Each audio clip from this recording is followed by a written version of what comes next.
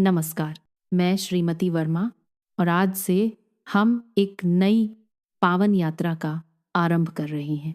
जैन धर्म के तीसरे तीर्थंकर भगवान संभवनाथ की दिव्य जीवन कथा की ओर।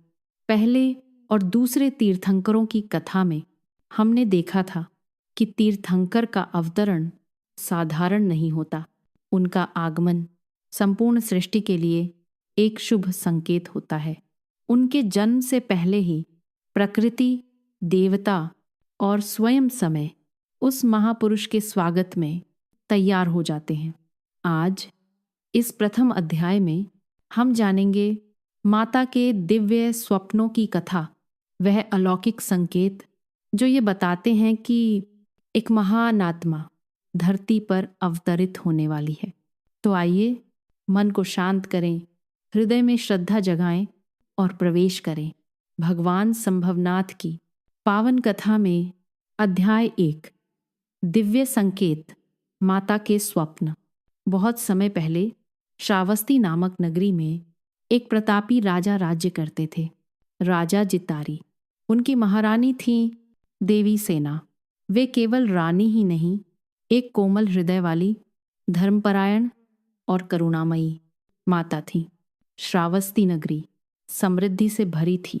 स्वच्छ राजपथ, सुगंधित उपवन, कल कल बहती नदियां और मंदिरों में गूंजती धर्मवाणी। पर उस समृद्ध नगर में एक प्रतीक्षा थी, एक दिव्य आत्मा के आगमन की प्रतीक्षा। एक रात्रि जब आकाश में पूर्णिमा का चंद्रमा अपनी शीतल किरणें बिखेर रहा था, माता सेना गहन निद्रा में लीन हुई।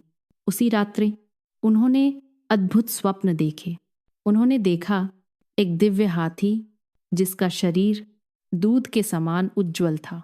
वह शांत भाव से आकाश से उतरकर उनके समीप आया। फिर उन्होंने देखा एक सिंह जिसकी दृष्टि में असीम साहस और तेज था।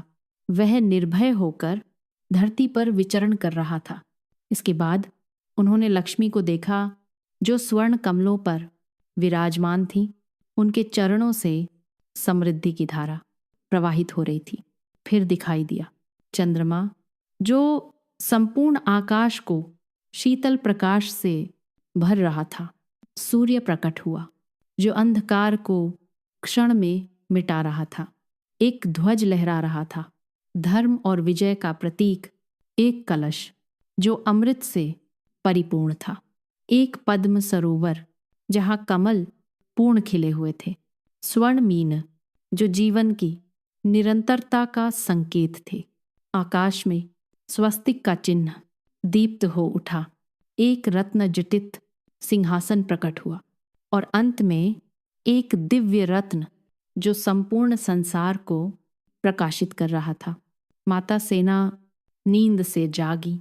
उनका हृदय आनंद और विस्मय से भर गया था। उनके मुख पर अद्भुत तेज था। प्रभात होते ही उन्होंने यह स्वप्न राजा जितारी को सुनाए। राजा गंभीर हो उठे। उन्होंने राज दरबार के ज्ञानी मुनियों और विद्वानों को बुलवाया। मुनियों ने स्वप्नों का अर्थ बताया। महारानी के गर्भ से एक महापुरुष जन्म लेगा। वह साधारण नहीं होगा। वह या तो चक्रवर्ती सम्राट बनेगा या जगत को मोक्ष का मार्ग दिखाने वाला तीर्थंकर होगा। यह सुनकर राजा और रानी के नेत्र आनंदाश्रुओं से भर उठे। पूरा राजमहल उत्सव में डूब गया। नगर में दान और धर्म के कार्य और भी बढ़ गए। लोगों के हृदय में एक मधुर प्रतीक्षा जाग उठी। कोई दिव्य आत्मा हमारी धरती पर आने वाली है। और इसी पावन प्रतीक्षा के साथ आरंभ होती है भगवान संभवनाथ की जीवन कथा। अगले अध्याय में हम देखेंगे उस दिव्य बालक का जन्म, उनकी बाल लीलाएं और वह शांति जो उनके आगमन से संपूर्ण नगरी में फैल जाती है। उस पावन क्षण की कथा के लिए हमारे साथ बने रहिए। नमस्कार। अपनी भावना कमेंट में ज़रूर साझा करें। आपका एक लाइक हमारे लिए हौसला है और शेयर करना ना भूलें। हमारे साथ इस सफ़र में बने रहें। चैनल को सब्सक्राइब ज़रूर करें। दिल से धन्यवाद।